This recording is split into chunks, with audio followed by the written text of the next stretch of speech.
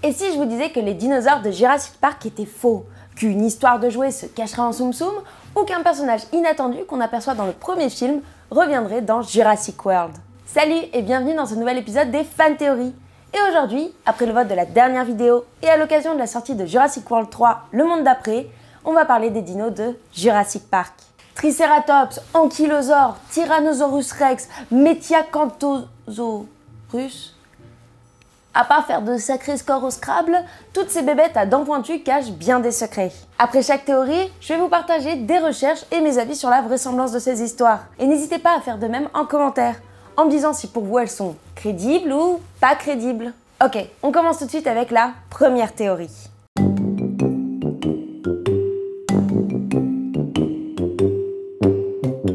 Si on reprend le but initial du premier Jurassic Park, on a son créateur, John Hammond, qui fait venir une bande de scientifiques pour valider ces attractions. Sauf que des problèmes techniques apparaissent à tour de bras et ça finit un peu en eau de boudin. Mais si on s'intéresse vraiment à chaque élément depuis le début, on se rend compte que la raison de tous ces problèmes est le fait que les dinosaures sont en réalité des robots. On découvre rapidement qu'il y a des problèmes techniques dans le parc, que des segments ne s'ouvrent pas et que des installations ne fonctionnent pas. Lorsque les docteurs Grant Sattler, Ian Malcolm et les enfants sont à bord des jeeps, ils voient pas vraiment de dinosaures dans leurs enclos. Tout simplement parce qu'ils sont défectueux, voilà.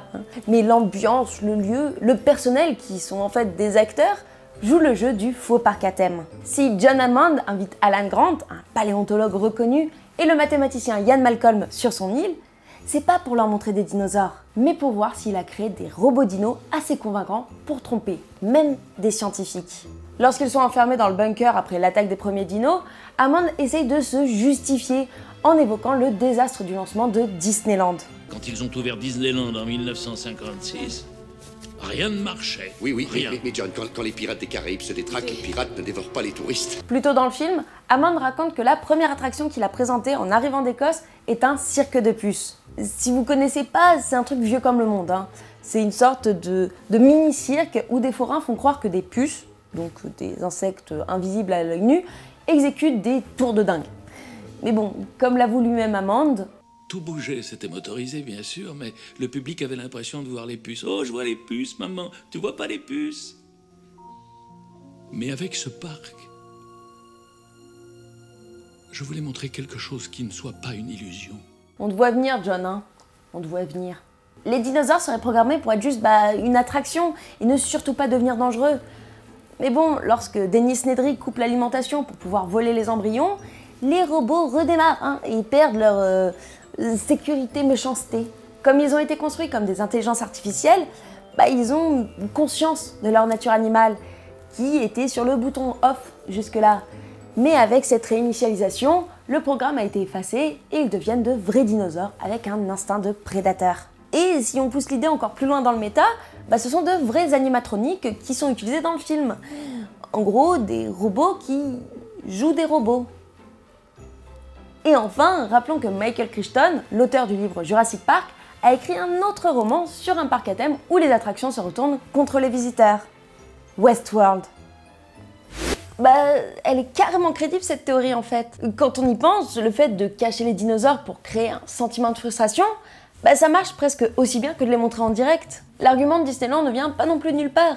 Et je vais pour l'occasion tirer de la carte de la justification ultime, le livre, écrit par Michael Crichton donc. Dedans, le personnage d'Arnold, donc c'est l'ingénieur qui est joué par Samuel L. Jackson dans le film, est carrément plus développé. On apprend au début du chapitre Contrôle qu'il était ingénieur systémicien dans l'armement, mais qu'après avoir eu son premier enfant, il a décidé de se tourner plutôt vers le divertissement et de travailler pour un certain Walt Disney, à l'élaboration d'attractions de Disney World. Donc on a un mec qui a commencé dans le faux spectacle de cirque de puces et un autre qui a travaillé avec le roi du divertissement et la souris aux grandes oreilles. Je crois qu'on tient un truc là. Et les intelligences artificielles qui décident de se rebooter et de tuer tout le monde, on a déjà vu ça dans moult histoires, comme 2001 l'Odyssée de l'espace, Blade Runner ou même Metropolis. Enfin, avec le reste de la bibliographie de Michael Crichton, il y a moyen de penser à des univers étendus. Franchement, moi j'y crois totalement à cette théorie, même si elle est évidemment fausse, vu que le but de l'histoire c'est de parler de création cellulaire. Mais bon, comme dirait un grand homme... Non, je dis simplement que la vie trouve toujours un chemin. Et vous y croyez à cette théorie? N'hésitez pas à me donner vos arguments ou même contre-arguments en commentaire.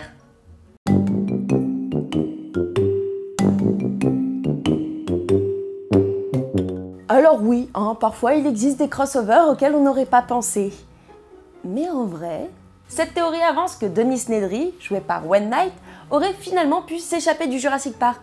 Et avec l'argent gagné, il aurait financé sa grande passion, la collection de jouets. Et pas n'importe quel jouet, mais ceux relatifs à un certain Woody le shérif. Et oui, Dennis Nedry serait en fait Al McQuiggan, le kidnappeur de Woody dans Toy Story 2. Et comment on sait ça, vous allez me demander? Eh bien parce que Dennis, comme Al, aime les gros sacs. Et 50 000 de plus à la livraison pour chaque embryon viable, soit 1,5 million si vous arrivez à sortir les 15 espèces de mille. Oh, je les aurais toutes. Il est en train de voler Woody. Non, le véritable argument, c'est que Al McQuiggan est tout simplement doublé par Wayne Knight, en fait, dans Toy Story 2. Ce qui leur confère un certain point commun. Bon, bah vous vous en doutez, cette théorie est pas franchement crédible. Mais il existe bien une preuve que le film Jurassic Park existe dans l'univers de Toy Story. Toujours dans le second opus, lorsque la petite bande entre par effraction dans le magasin de jouets de Hal, il file à toute berzingue à bord du bolide de Barbie. Dans un accident de bille, Rex tombe et se met à poursuivre la voiture. En regardant dans le rétroviseur, Monsieur Patate y voit une image qu'on a déjà aperçue quelque part.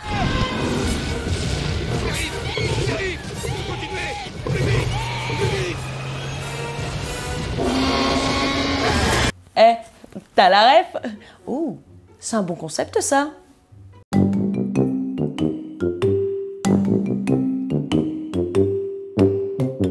Commençons par le commencement, parce que c'est toujours mieux que de commencer par la fin. John Hammond est présenté au début du film comme un vieux monsieur super jovial, qui a la tchatche et qui a beaucoup d'argent. Beaucoup trop d'argent. J'ai dépensé sans compter. J'ai dépensé sans compter. J'ai dépensé sans compter. Mais plus on avance dans le film, plus on découvre un chef d'entreprise avare, qui compte bien ce qu'il dépense, qui fait fi des clauses de sécurité et qui envoie même ses petits-enfants, Lex et Tim, dans un parc rempli de dangereux monstres. On va y revenir. Il y a plusieurs éléments qui montrent le personnage de John Hammond comme un fou obsessionnel qui se prend carrément pour Dieu. Déjà, dès l'arrivée à Jurassic Park, Donald Gennaro, qui représente en fait les actionnaires d'Hammond, le met en garde quant à une possible fermeture du parc si tous les aspects sécuritaires ne sont pas respectés. Ce à quoi Hammond répond d'un revers de la main. Vos actionnaires que je représente sont extrêmement inquiets. S'ils ne sont pas convaincus dans 48 heures, je ne serai pas convaincu. Je vous ferai fermer, John. Dans 48 heures, c'est vous qui viendrez me faire vos excuses. Plutôt que de régler les problèmes qu'il a dans son parc, le maniaque décide de faire le tour du propriétaire à ses invités. Il veut montrer ce qu'il a fait. Il veut qu'on l'acclame pour ses créations. En gros, il se kiffe, le gars. Ensuite, lorsqu'il se retrouve au laboratoire avec le Dr Wu, un bébé dino va éclore et Hammond se précipite sur lui. Leur mémoire fixe la première créature qu'ils voient en venant au monde. Voilà, ça m'aide à avoir leur confiance.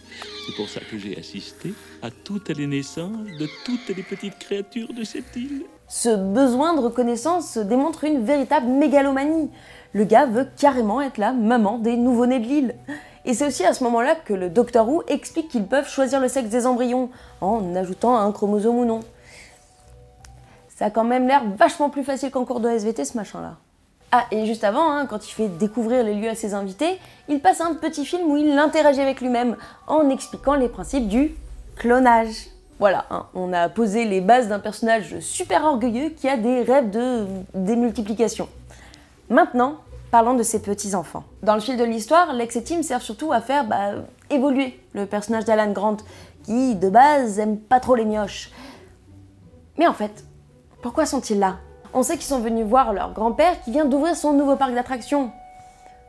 Mais à part ça, on sait pas grand-chose. Qui sont leurs parents? Qu'est-ce qu'ils font dans la vie? Pourquoi est-ce qu'ils envoient leurs gosses se faire bouffer par des ninos, on sait pas trop. Et en soi, même Hammond, à part quand il les reçoit à leur arrivée, il a un peu l'air de s'en foutre d'eux. Oui, il a l'air un petit peu peiné qu'ils aient disparu, mais bon, c'est quand même lui qui les a envoyés dans son parc en compagnie d'adultes qu'ils ne connaissent même pas. Voilà un super exemple de responsabilité, mon gars. Bref, si on prend toutes ces informations, qu'on les met dans un grand faitout à 180 degrés pendant 10 minutes, ça nous donne la théorie suivante. Lex et Tim seraient en fait des clones de John Hammond, hein, qui a tellement l'impression d'être un dieu qu'il en a profité pour se démultiplier. Et au final, il se fiche que deux mômes ressortent vivants du parc, hein, puisqu'il a la technologie suffisante pour en refaire à l'infini. Alors, on y croit ce côté sombre de Papy Hammond? Bon, moi je vais pas vous mentir, hein, mais pour moi cette théorie est pas du tout crédible. Alors oui, hein, le côté mégalo du monsieur, on le voit, on le connaît. Hein. Déjà quand ta tagline c'est « J'ai dépensé sans compter », on n'est pas bien parti sur la voie de l'humilité. Alors pour débunker cette théorie, je vais encore jouer la carte qu'on déteste tous, mais des os pas des os. Alors, dans le livre, que ce soit dans le film ou dans le roman, on part bien sur un vieux monsieur qui a les yeux plus gros que le ventre et qui veut montrer comment il est trop fort avec son parc à dinos. Par contre, il est vachement moins calme que dans la version de Spielberg. Hein. Dans le livre, il se prend plusieurs fois la tête avec Ian Malcolm, le traitant d'arrogant mathématicien, de casseur d'ambiance, tout ça. Hein. On retrouve donc moins le gentil monsieur présenté sous les traits de Richard Attenborough. Le livre explique aussi l'indifférence qu'il porte à la disparition de ses petits-enfants. Il est tout simplement pas tenu au courant. Les gars du poste de contrôle décident de pas lui dire avant un bon moment que les transmissions sont coupées. Sûrement pour contrer l'irascibilité du vieux monsieur, hein, on va dire. Ah oui, et aussi dans le livre, le Dr Grant est un grand fan des enfants. Pour le coup, il s'entend particulièrement bien avec le petit Tim, ce qui en fait un peu moins un vecteur scénaristique pour ce personnage. Et enfin, le livre parle bien de l'origine des enfants. Lorsqu'ils arrivent à Jurassic Park, Hammond prévient la petite équipe de scientifiques qu'il a fait venir ses petits-enfants car leurs parents sont en train de divorcer. Et en fait, cette info elle est bien dans le film aussi. Enfin, plutôt, elle était.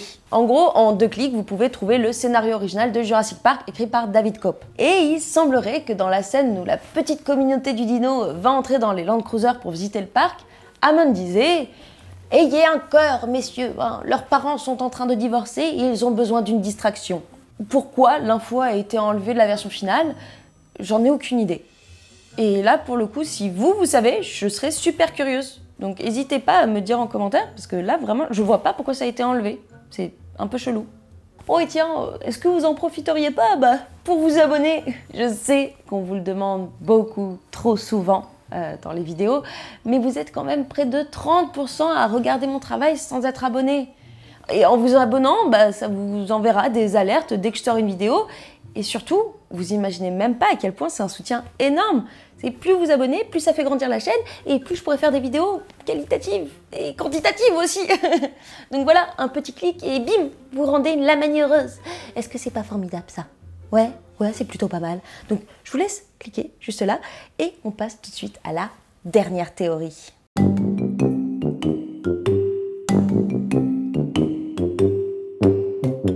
Dans le premier Jurassic Park, il y a une scène au tout début où Alan Grant discute de fossiles de vélociraptor avec des bénévoles sur le site de fouille.